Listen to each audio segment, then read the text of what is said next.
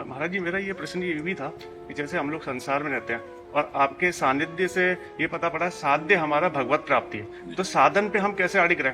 कई बार क्या होता है, उतार चढ़ाव का समय भी ऐसा आता है, विफलताएं भी आती है, उतार चढ़ाव आता है, तो उस वक्त कैसे अड़िग रहे? क्योंकि शास्त्र भी ये प्रमाणित करता है, अथा तो ब्रह्म जिज्ञासा। तो उस संदर्भ में नहीं, अथा तो ब्रह्म जिज्ञासा का मतलब अब मैं ब्रह्म जिज्ञासा करता हूँ, जानना चाहता हूँ उस ब्रह्म को। तो ब्रह्म को जानने के लिए ब्रह्म है सम और संसार है विषम। जब संसार को लक्ष्य बनाओगे तो हानि लाभ जय पराजय सुख दुख मान अपमान निंदा स्तुति ये मिलेगी।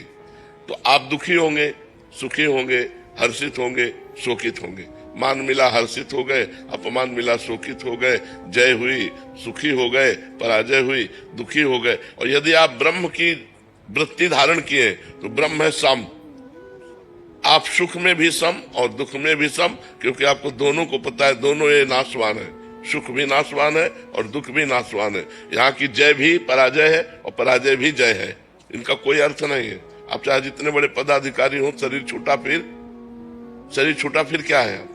जब शरीर ही छूट गया तो आपकी सब विद्या गई और सब पद गया, सब धन दौलत गई, सब मकान मित्र परिवार अधिकार सब चला गया, तो मिथ्या ही तो है। एक बार महाराज जनक जी शैया में सोए हुए थे, तो उन्होंने स्वप्न में देखा कि वो बहुत गरीब हो गए, भूख के मारे व्याकुल हो गए। किसी तरह उन्होंने कुछ दाल चावल मांगे और उसे मिट्टी की हाड़ी में पका रहे थे। वो पकने वाली ही थी कि दो सांड लड़ते हुए आए और वो सब खिचड़ी नष्ट हो गई। और वो ऐसे व्याकुल हुए, पूछो जो ही व्याकुलता हो इसमें आंख खुली तो देखा राजा का वैभव। उनका ये सत्य कि वो सत्य। सभा में आए बड़े बड़े विद्वान बैठते थे, उनसे पूछा ये सत्य कि वो सत्य। अब ये है और वो का तात्पर्य कोई जाने तो उसका निर्णय करे। उनका भाव था ये सत्य जो देख रहा हूं या जो स्वप्न में देखा वो सत्य। अब बड़े बड़े विद्वान इसका उत्तर नहीं दे पाए। महामुनि अष्टावक्र मुनि अभी नवीन अवस्था थी, अपने पिता को मुक्त कराने के लिए राजा के जनक जी के दरबार में आए। सबने हंसी की। तो पहले ही उन्होंने कहा कि हमने तो सुना था जनक का दरबार ज्ञानियों का दरबार है, यहाँ तो हमको सब चमड़े की पहचान और मांस की पहचान करने वाले दिखाई दे रहे हैं। तो उन्होंने कहा कि ऐसा आप कैसे कह सकते हैं? विद्वानों ने कहा। तो बोले हंसे क्यों आप लोग? तो बोले आप 8 जगह से टेढ़े। तो बोले हाँ, हमारे स्वरूप को देखा क्या? हमारे शरीर को देखा तो शरीर में क्या है? चाम हड्डी मांस।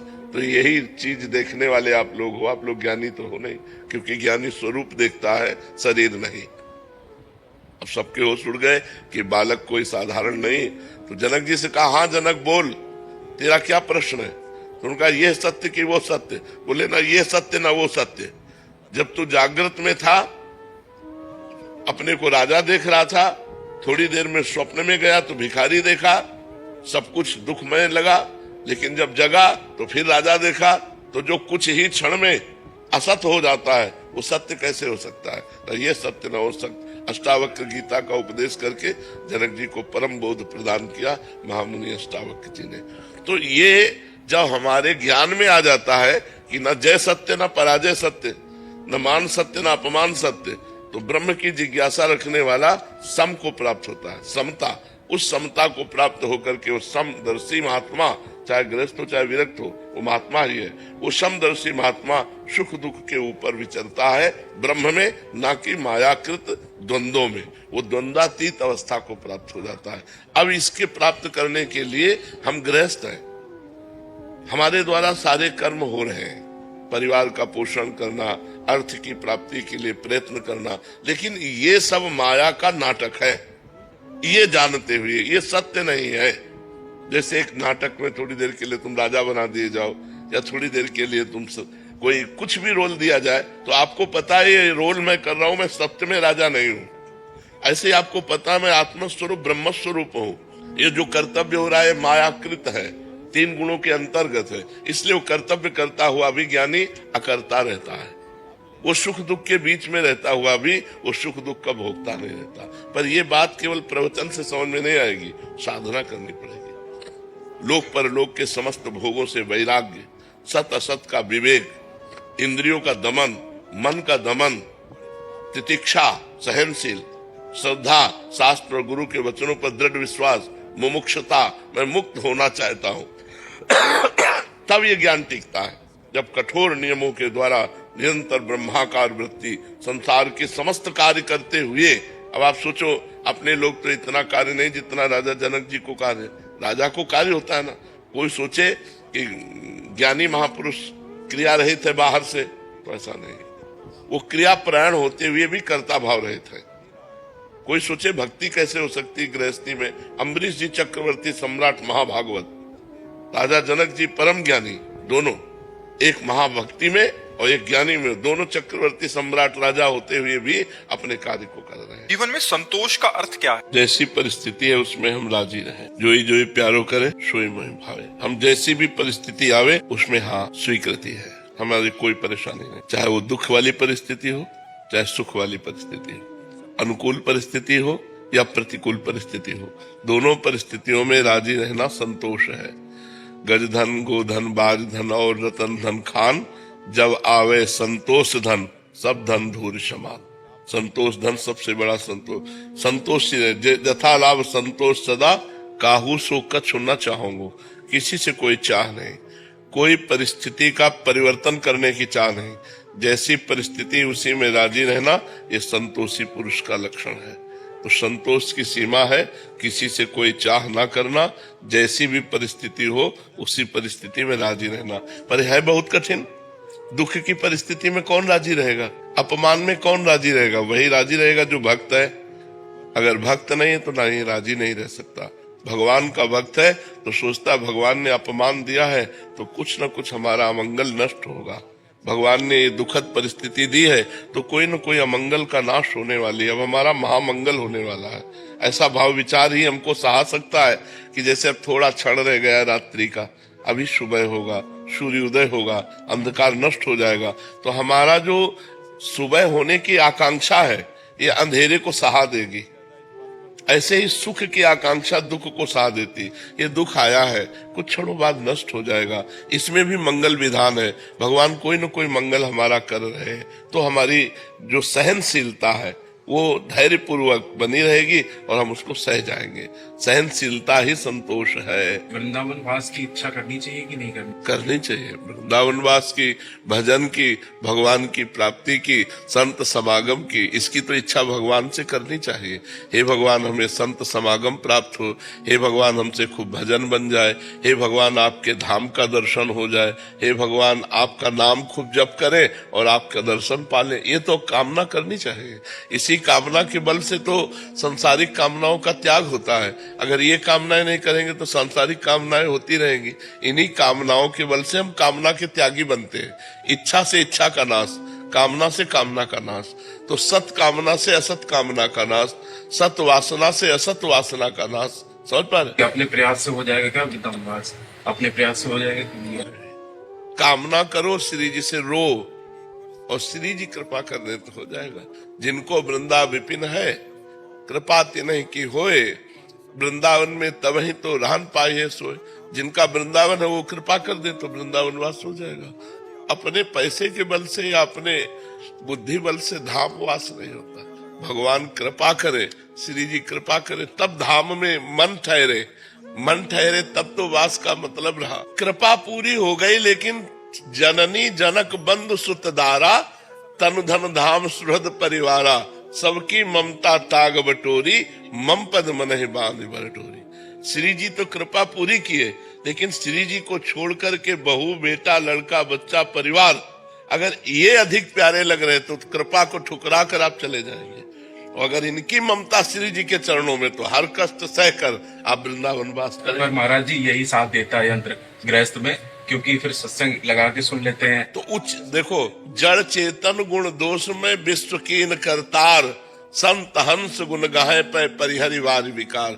जड़ चेतन जितना रचा गया इसमें दोनों बने हैं, गुण और दोष। तो अगर मोबाइल का गुण ग्रहण करो तो बढ़िया बात है।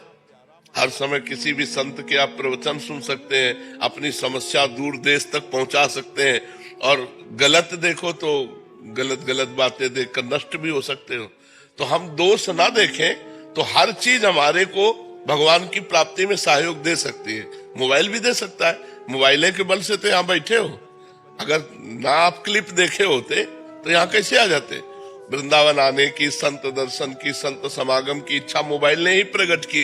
तो मोबाइल के वो दोष जो वो ना देखो, अगर सतमार्ग की बातें देखो तो।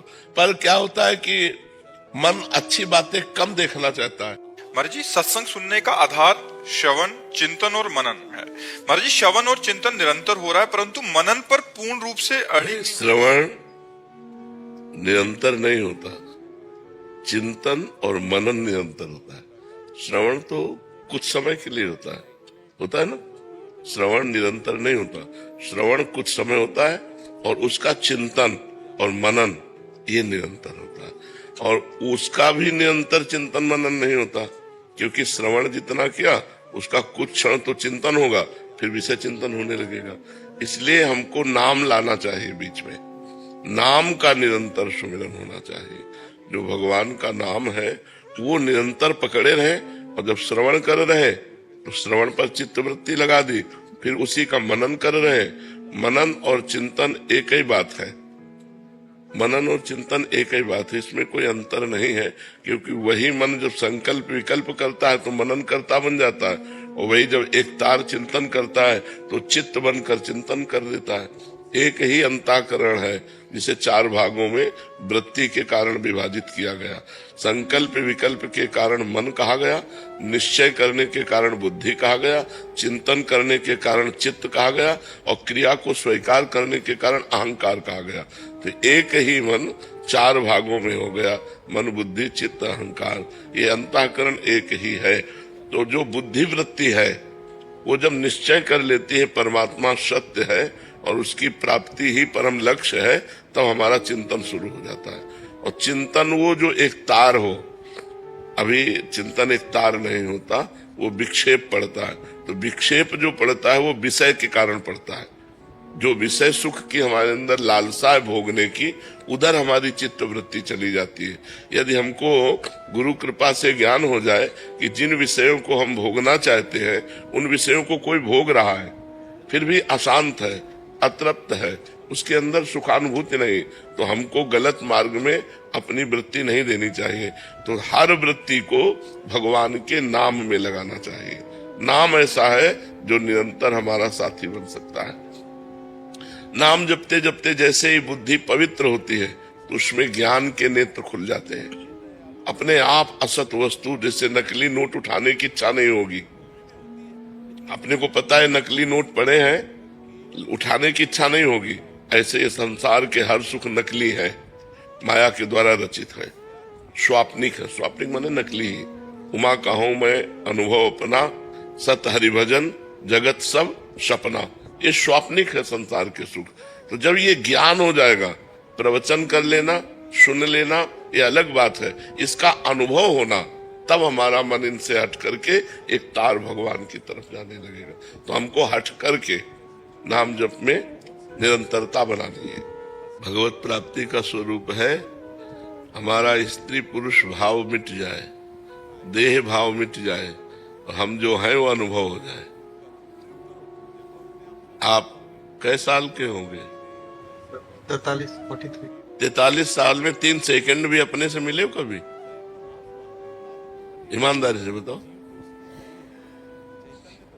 यही भूल मिटानी है, यही जीवन का रहस्य है कि 43 साल से इस शरीर में रह रहे हो और 3 सेकंड के लिए भी कभी अपने से बात नहीं की, अपने से नहीं मिले, अपने स्वरूप की तरफ नहीं झांका। यही भूल मिटाने के लिए मनुष्य शरीर मिला है। तुम देह नहीं हो, तुम देहधारी नहीं हो, तुम अव्यक्त चैतन्य घन परमात्मा स्वरूप हो। लेकिन क्या है, तुम्हें बोध है? नहीं बोध है, नहीं जानकारी। इसी जानकारी के लिए हमें मानव देह मिला है, इसी रहस्य के समझने के। या रहस्य रघुनाथ कर बेग न जाने कोई, और जो जाने रघुपति कृपा तो सपने मोह न हो। तो गुरु चरणों का आश्रय लेकर उनके द्वारा बताई हुई साधना जब की जाती है तो भ्रम मिट जाता है और जीव परमानंदमय हो जाता है। हमारा स्वरूप ही है भगवान, भगवत स्वरूप जीव है। जो जीव है अयम आत्मा अहम ब्रह्मास्मि, असलियत में पर हम लोग नकली में फंस गए, अपने स्वरूप को भूलकर स्वाप्निक देह, स्वाप्निक प्रपंच, स्वाप्निक माया सुख, स्वाप्निक उन्नति अवनति, इसी में पूरा जीवन लग गया। फिर जब मर गए सब फिर छूटा, फिर नई योनि प्राप्त हुई।